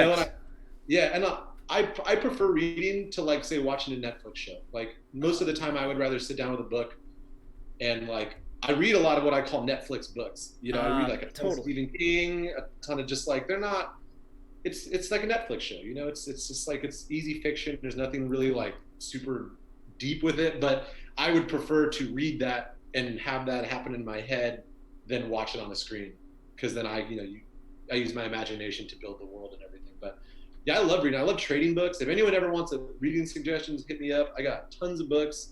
I've had a couple really cool book clubs with some friends. You know, I trade books around all the time. It's something that I hope I will continue to do for the rest of my life. I don't know, throw 3 to 5 books at us right now that I don't know. Okay, here it is. For someone that like doesn't read a lot and has a hard time with like reading in general, what are some like kind of big print is always good. A lot of pictures is nice. No, I'm just kidding. Just some books. What do you suggest? I really like right now specifically, it's a series called the Silo series. It's a trilogy. It's 3 books. It's by a guy named Hugh Howey, Howe. And it's kind of like a dystopian scientific future, but essentially like humans live in these silos underground because there's been this massive, disaster. And it really talks a lot about like the society, what happens to society when it's kept inside and no one can leave. And then you talks about how like, then it gets a little science fiction-y after that, where it's like describes about like how the world ended and all that. But it's a 3-book series. It's super engaging. Right now, I think it's really poignant because everyone's stuck inside. Another one that I really like is called the Brilliance series. And I'm totally spacing on the author.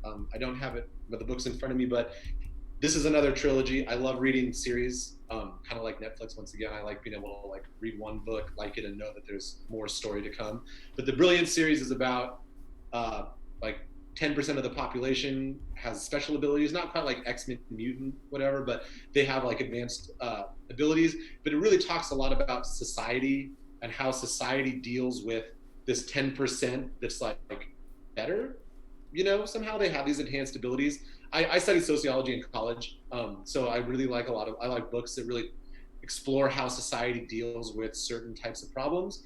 Neither of these books these 2 series are like really deep. Beyond that, they're really entertaining. Good character development. Also, read some Edward Abbey.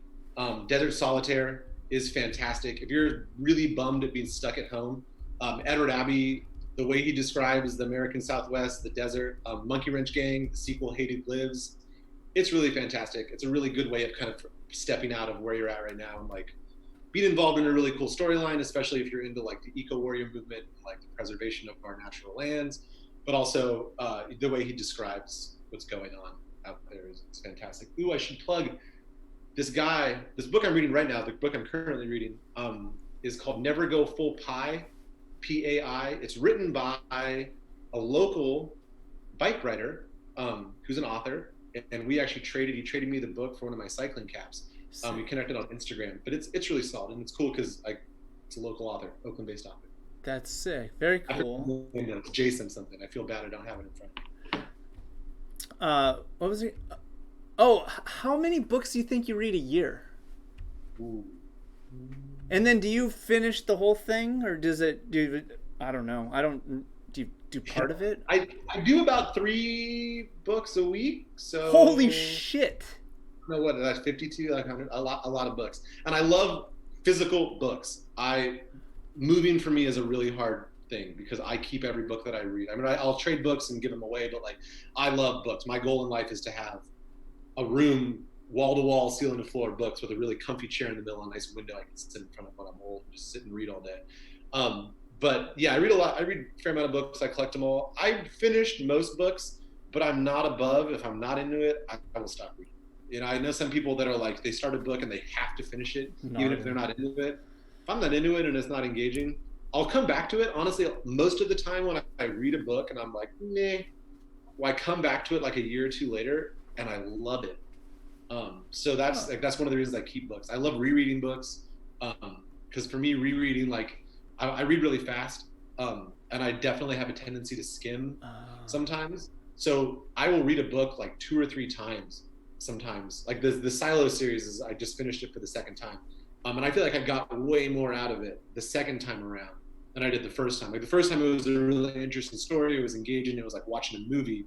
The second time I like read it and like stopped a bunch and was like, whoa, what does that really mean? So.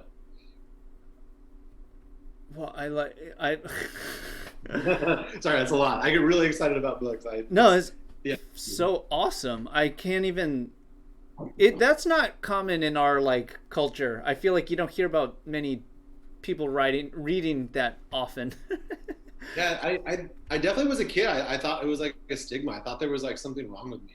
I used to escape into books. Like after I got arrested, when I was just graduated from high school, that whole winter that I was like working 3 jobs and like all of my friends had gone to college and I was stuck at home. I had to move back in with my mom. I moved out the day I turned 18, my senior year. I lived on my own my entire senior year of high school. Part of the court mandated program was you have to go like stable housing, so you had to go move back into my mom. And I just read, like I would read like a book a day. Like I would just sit there and just kill, like, cause I was so bummed on my life and the books were like this escape for me. That's where I would go, you know. It's like Olympia, Washington in the wintertime. It's depressing as fuck. Totally. So I would just smoke weed and read books after I got done working on the farm all day or whatever. But yeah, books have always been like a huge part of my life. I want to write a book one day. I feel like I got a lot of really cool stories that I could put in a book. Do you have a writing practice at all? No, I did when I was younger, but I definitely don't. Something I wish that I was better at. And it's something I think that's one of those things like 10,000 hours, right? I just need to start writing, and I just need to keep writing and writing and writing, and eventually, what do they say? You put 1,000 monkeys in a room with 1,000 typewriters, and eventually they'll write the works of Shakespeare. Well, actually, just because the reading thing, what type? This is probably for you. It probably doesn't matter, but is there a certain time of day that you like to read more than another? The morning, man. Oh, Coffee, yeah. With the book in bed. That's when I know it's like a real lazy day, when I'm spent, like when I'm in bed 2 hours after I woke up and I've had like 2 cups of coffee and I'm still just sitting in bed reading. That's my favorite. I bring books on bike tour.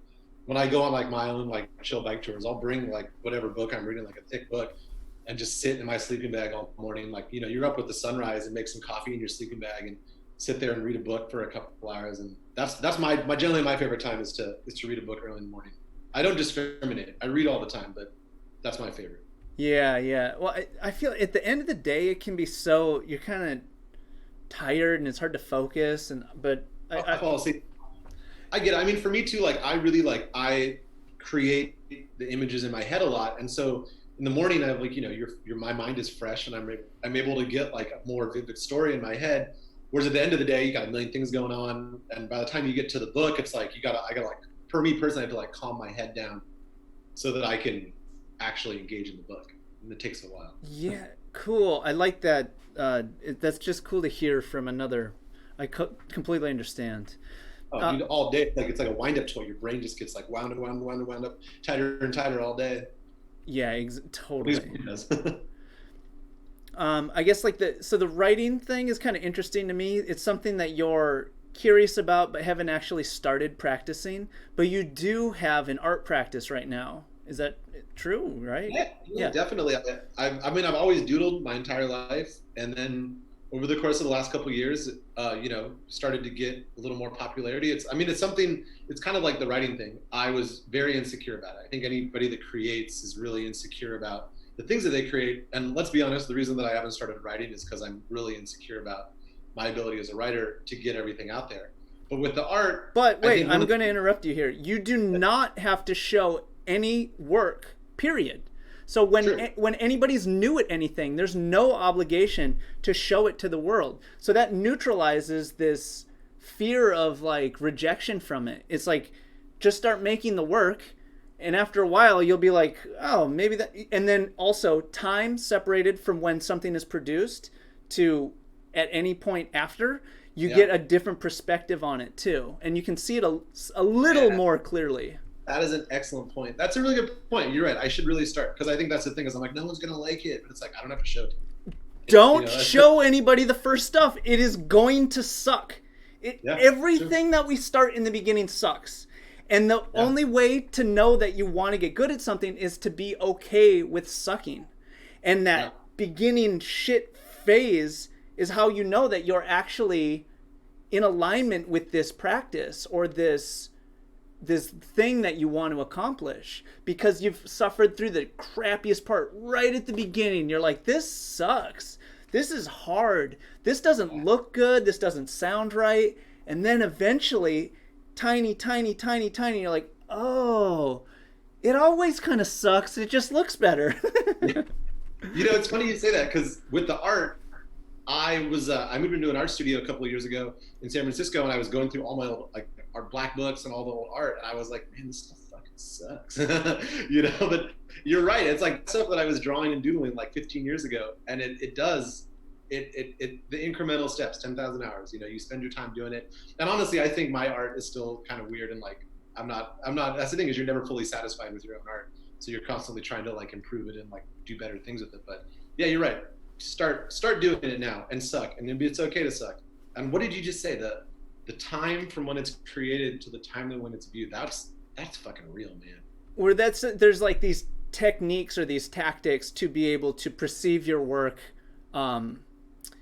separated from yourself, because we create the things. We have this knotted up ball of bullshit connection to it because we judge the shit out of it. We only see the negatives, blah, blah, blah, blah, blah.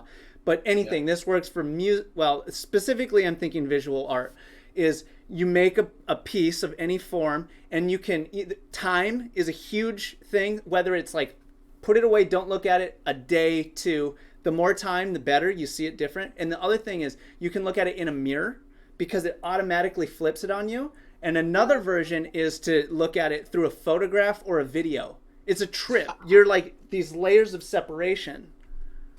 Dude, man. I've never even thought about that. But like, especially the mirror one makes like a ton of sense, because you look at it from the one context as the creator, and the mirror is mirror image. So you're going to get like this 180-degree flip of whatever you were looking at. It's still the same thing, but like you're just looking at it totally different. Dude, I'm going to try that. That is fucking sick. Yeah, and the mirror one is really good for just kind of overall perception of like composition. You'll be like, oh, this is so gross looking now. Dude, like you'll be like, why does this look kind of weird? Composition.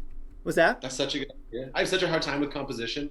That's actually, I started doing digital art. I got like an iPad late last year. Oh, is that how you made the thing? The like animation thing. Dude, the animation with your style is like such a good match. And I can tell that it's like not that hard to do it, because it's just the steps of it, but it pairs really good. So please do more of that. I plan on it. Yeah, it took me, the learning curve was kind of steep actually, because it's all about like the layers and like the way that you set it up. And once I figured it out, it's not that hard. It's time consuming, which is fine, because I enjoy it. But it's cool. The digital art is cool. I was really against it for a while, but with composition and everything, and the ability to kind of manipulate the image is super great. And then also the animation aspect of it is like, that's just fun. Yeah. And then you're adding all these dimensions to it also. I'm super pumped on it. But I mean, it's the difference. Like that's kind of what we were talking about before. Is like with life and everything, it's like take yourself out of the context that you're operating in and look at it from a different perspective. And it's funny. I do that with a lot of things in my life, but I never thought about doing it with my art until you just brought it up right now. So thank you for that. Yeah, far out. How was, I know for me, having like a space for making work is like so important. I can't even it is of utmost importance. I have to have a space to create work in, specifically its own space. You know, you work with what you have. If it's just a corner, that's fine. But if it's a closet, that's better. If it's a room, that's better. If it's its own building, that's better. Like, just its own space. How did that change your work? Like, how was that experience for you? It's great. I mean, it's something I'm really cognizant of because I haven't had it for the last 2 months. I live in Oakland, and my studio space is in San Francisco. Oh, wow. Really? Yeah, yeah, and it's a shared space. We have a screen printing setup down there, and like my desk, and then the guy I share it with, his desk, and our schedules were such that we almost were never in there at the same time, so it was like my space, and it was amazing. I feel like it got more serious. My art got more serious, and I was able to create a lot more, and the things that I created, I was a lot happier with, and it was just really good. And then it's being stuck at home, like. I've actually had a really hard time creating and being creative, and it's been really frustrating because it's like I have all this time. This is when I should be able to be super creative, like, you know, nothing but time, and I'm here. But it's been tough because, you know, it's my house. There's the distractions of my house. My partner's here, her son's here, and it's like it is what it is. You know, we're stuck in this kind of shelter in place. But it's something that I took for granted, I guess, after having the studio and then not having it. It's like, man, I really miss this. You know, it is really important to have a space. And I'm actually in process of creating a space in my basement. I have like a bike room down there that I'm going to put a desk in and just kind of make sure that I have a space from now on, because I'm kind of tired of being frustrated and not being able to feel super creative because I don't have space. So I like it enough, and I acknowledge its importance enough that I'm going to make another one. Yeah, very cool. Totally. It's almost like, I was going to say, like, once you get a studio, you're like, oh, it's almost like not even just taking it serious, but almost respecting the practice. You're like, okay, Yeah. now you have your own place. Like, so the interaction with it automatically changes, and it can feel so amazing when you first get a space, because you're like, I can do whatever the fuck I want in this place. Like, I want to draw on the walls. I want to fucking just lay on the ground. I want to draw a picture. Like, fucking, I'm going to just dance to music. Like, anything goes. I like being able to leave projects out too. Ah, cool. That's the thing that gets me, is like when you work at home, especially like in my house, we have like, you know, the big table in the big room where I'm sitting at right now, and it's everything. It's the homework table, it's the kitchen table, it's the, you know, used to be the sewing table, it's everything. It's the, you know, the great room table. But I means I have to pick everything up because I'm not going to leave all of my stuff out. But that's what I love the most about a studio, is you can, at least for me, leave all of the projects just there in the state that you left them. And I generally do a lot of like, I'll work for a little bit on one project and then the next one and the next one. I feel like that's how I'm the most creative, kind of feeds off of each other. But that's really hard when I have to pick everything up. Whereas if I'm in a studio, I can move from like, oh, I'm going to draw on this bag to like, oh, I'm going to work on this digital art, to this poster, to this helmet, to like, you know, some screen printing. And it's just all there. It's a hot mess, but it's my hot mess. Yeah. No, totally. I mean, that gets my head going on having a studio space. Like, I'll leave stuff out, but then if I leave it out for too long, it's like, basically what happens is, because I think it's specifically because I'm such a visual person, I like being able to look at everything. But then when I look at it consistently, I stop seeing it. And then it's like another thing and another thing. And then it's just like, it's like all this noise, this visual noise. And then when you clean it all off and you have a blank desk, you're like, I'm so free to kind of. That's in the world. It's just interesting. Like, they all serve a purpose, and they're almost like time limits on them. But this is actually a technique, is if you're feeling kind of stuck on a thing, you know, maybe that bag is just kind of like, or you're just avoiding it for a long time, just kind of hide it from yourself for a minute, and it just will. It's kind of that. It's similar to the other thing. You just stop seeing it. Yeah. The different context. Or if you can put it somewhere else and see it in a different way, you'll be like, oh, like I can kind of like, you just notice it, you know? Yeah, I dig that. And that's kind of what I miss, is the ability to have that, being able to like spread things out and like hide them and not have them around. So it's crazy. It's like once you go studio, you don't want to go back. But that's also tough. I never made art for like a living or like for any kind of monetary gain for a really long time. And then, you know, because I had TCB and I still run a logistics software company, and I had all the sponsorships and everything. But then in the last couple of years, as being like an influencer, I started to be like, okay, well, I need to really try and make the art into something that is a consistent, moneymaker in a way that it has to sustain itself. Like if I'm going to pay for the studio, I'm going to spend my time in the studio, I need to be able to like justify that and be able to like pay rent and like make some money off of it. And so that's actually been a really hard thing to kind of wrap my head around, kind of in the same way that I like love racing bikes and then turn that into a job. I kind of love doing art, and then been slowly trying to turn that into a job. I'm still like trying to see if that's something that's going to be like a long-term thing, but it's interesting to take something that you do for a passion and then try to turn it into like kind of work, which, you want to have your work be your passion, but when it actually happens, it's a little disconcerting sometimes. How did you deal with that? I mean, you essentially did the same thing. You turned this like pet project. I remember Cadence in the beginning was just like something you did for fun. It was something for all the friends, and then it became something much bigger than that. Yeah, I think like there's a few things there, like one's work, one's personal work, one's art. Art is a super like interesting, sticky, tricky word too. But I think that from my experience is like trying to make money from art is like the ultimate way to like put that fire out. It puts too much pressure on it. It's like expectation. You don't want to make any changes. You don't want to experiment. You're like, oh, this needs to be like JOB, and you're just like, fuck. So I think that it's 100% possible to do that, but it's not an all or nothing thing. Like I wouldn't say, like keep it light and make things that are not for sale. Make things that you don't need to show anybody. Like it keeps like play is this super important thing that is just so critical for making new things, for being able to have fun with the practice, to interact with it, like cut paper, like glue things, paint, like try different things that just feel interesting, and don't worry about them being art, because art and job and money and shit, it fucking kills it, and it's the surefire way to put it out.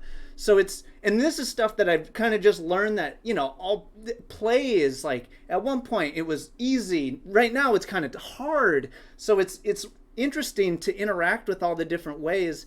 And then also just prioritizing it with time. Like, like I kind of forced myself to paint recently. And it's like not, when I was younger, when I first got a studio, you're just like, I was so driven, and it just like happened, and I couldn't not make things. And yes. I still have that, but I make a lot of things. So it's not like I'm starved for making things. It's more like, okay, now I get to choose which things I point the radar towards.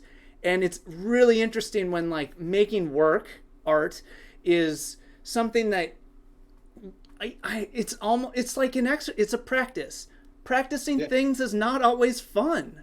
Like there's moments, but there's also moments that suck. And I think knowing that, doing it even when it's difficult, just going through the motions, it helps work through that block, that ice, that resistance, and it just keeps it regular. And as long as there's an interaction with it, it's good. And also, before I end this rant, is there was, I don't remember who this quote was, but it was essentially, I quote, is one should make art to fulfill the soul, not to make money. Or making art is not to make money, it's to satiate the soul.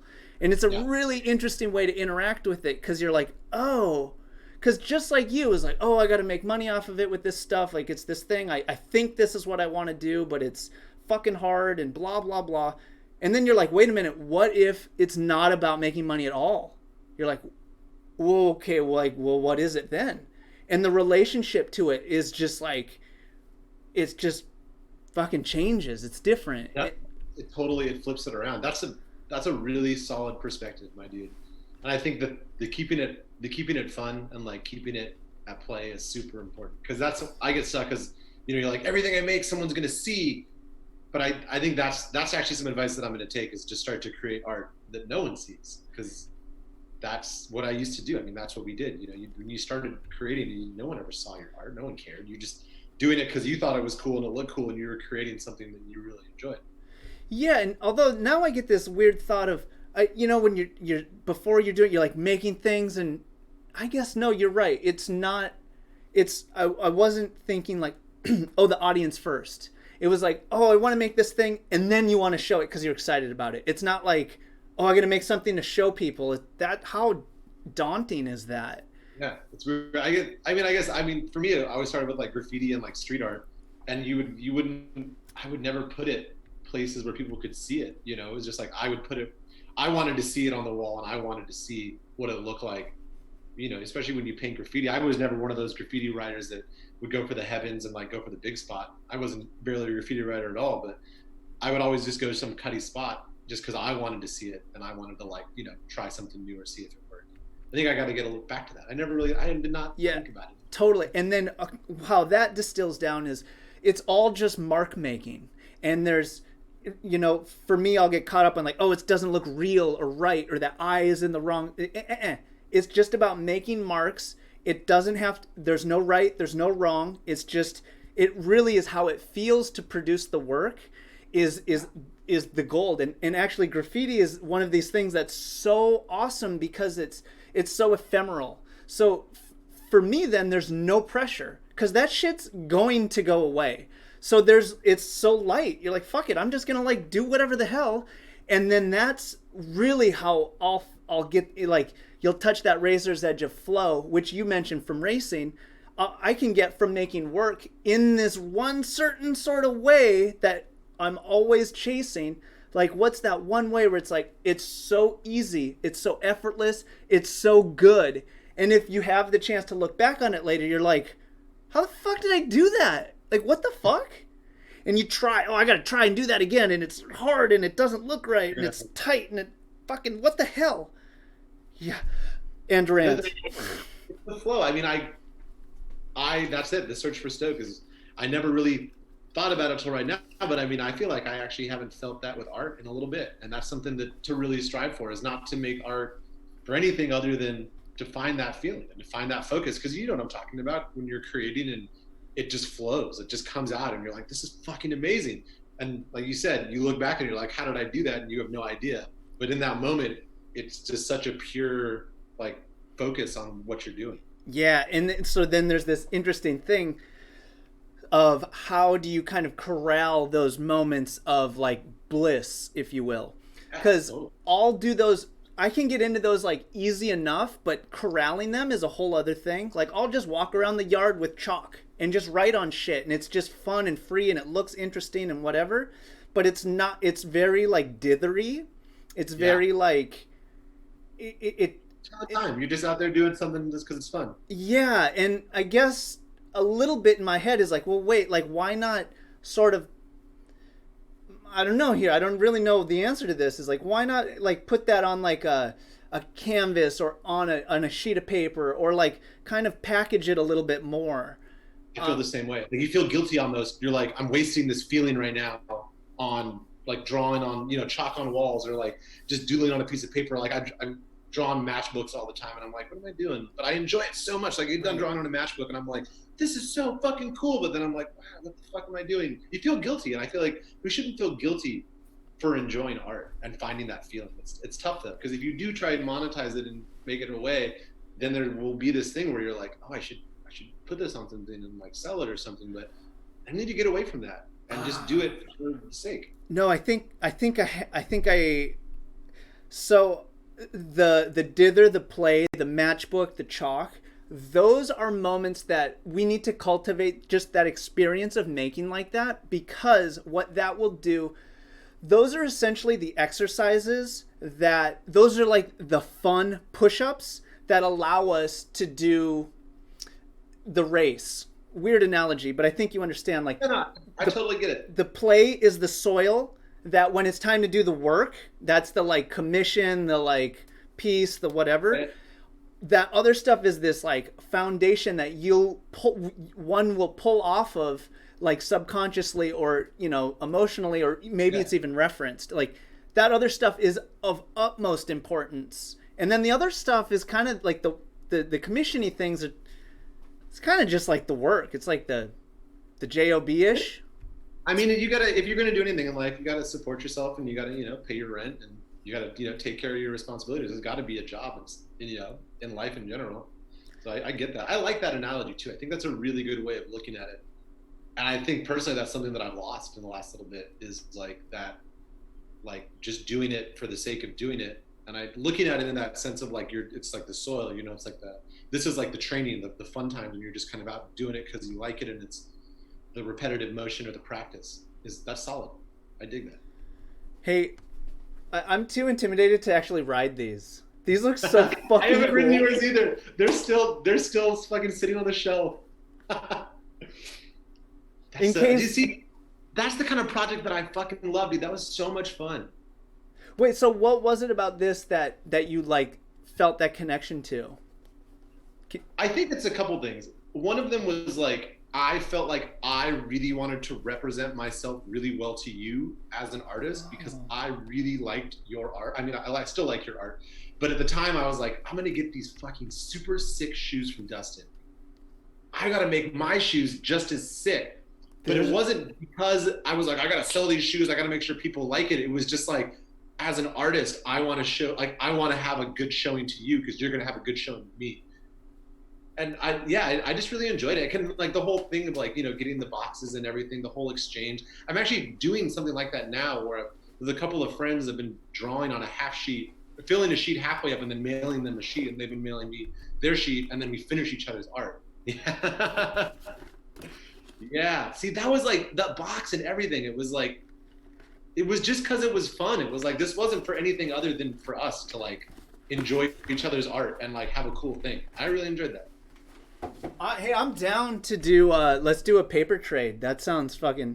It's so much fun. How do you do it? Like one person does half and the other person does the other half? Let's see, here's one right now.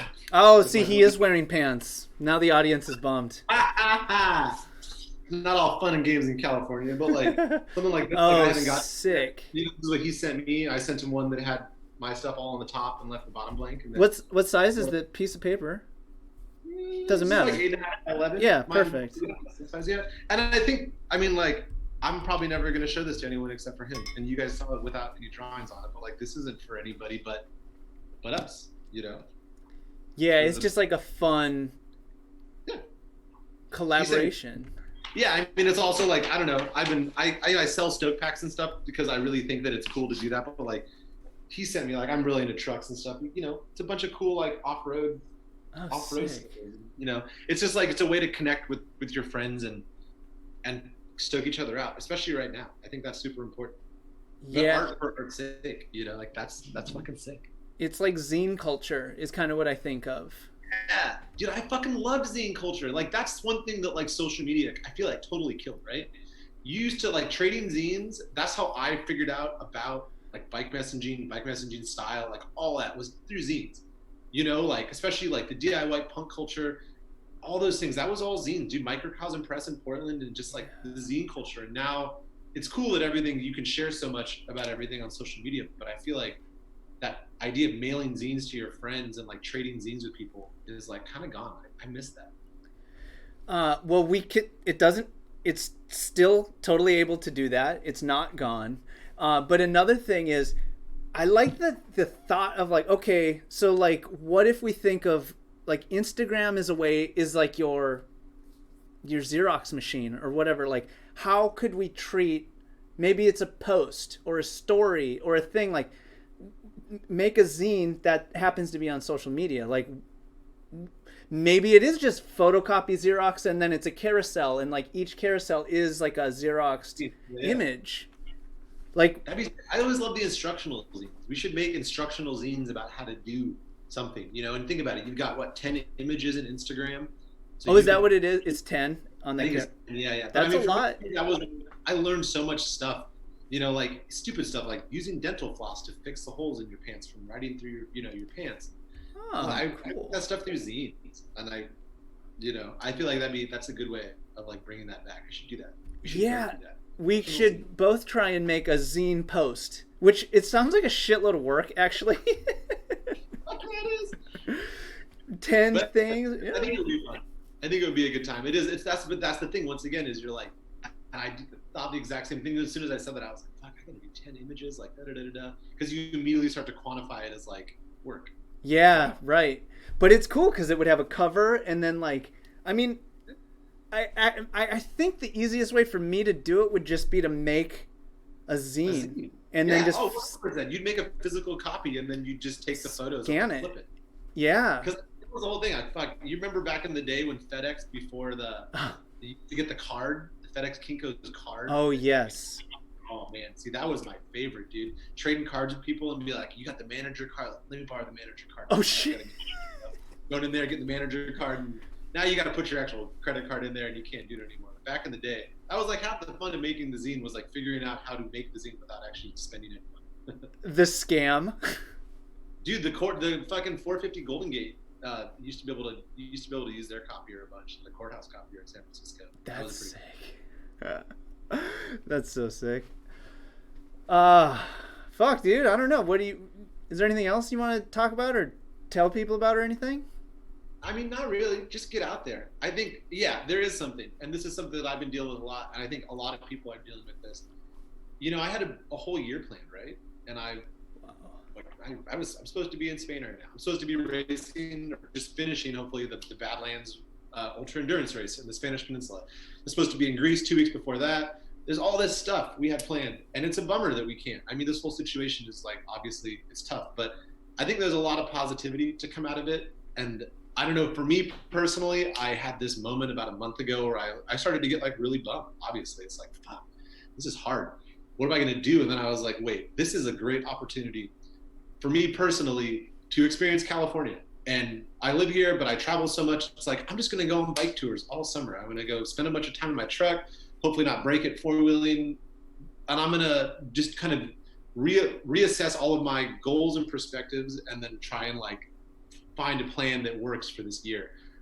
And I think that that's something that I want to encourage everyone to do, is like, I know that everything is in flux and everything's changing, and like, especially with regulations, you're not able to do a lot of things, but you know, it's okay that everything has changed. I think that the way we were living in our world needed a bit of a change, and who knows what that change is going to be in terms of like us as human beings and everything, but there's a way to allow this situation to help change you personally for the better. And so don't be afraid to like take a step back. Like we were talking about, take yourself out of your context and maybe take a step down. I was always like, international travel is the be all end all. This is what I want to see my goal is to see every country in the world, you know? And I was like, I'm going to check another couple countries off my list this year. And I was like, wait, like I was looking at being like stuck in California as being a downgrade. Like, why would I want to spend my whole year in California? But now I'm really trying to embrace it as like, I get the opportunity to spend a whole year exploring California, my backyard. And granted, California is an amazing backyard to get to explore. Not everyone lives in California, and I acknowledge that. But maybe try and look at this in PMA. Like, it doesn't have to be amazing all the time. It kind of means things will turn out okay. Things will get better. Trying to look at it like this and think about ways to change your plans, change your context, and make this a positive thing as much as you can. I know that it's tough. Trust me. I feel you. But I think that this could end up being a positive change for a lot of people in a way that it takes us well out of our comfort zone and our context and forces us to reassess kind of where you're at with your life and what you're doing. Very well put. Yeah. Here. Well, thank you, CHAS, for this. This was awesome. I appreciate your time. Dude, seriously, you giving me some really amazing perspectives on art. I know that you had a lot of questions, but the couple of questions that I asked you, I was like, I've been really struggling with a lot of these issues personally with like being a creator, being an artist, and like with a job and everything. So thank you for a lot of the perspectives, because it's definitely stuff that I would not have thought of. And it's nice to hear it from somebody that I know and trust, but just like a different voice, you know, that's like, hey, think about it this way. Yeah, totally. That alternate perspective. Anytime, too. Hit me up anytime. I love talking about that shit because I think about it way too much. Right? Studio time. You really get deep in that head sometimes. Yeah. All right, players. We will see you next week. Same time. Same channel. All right. Peace. Later.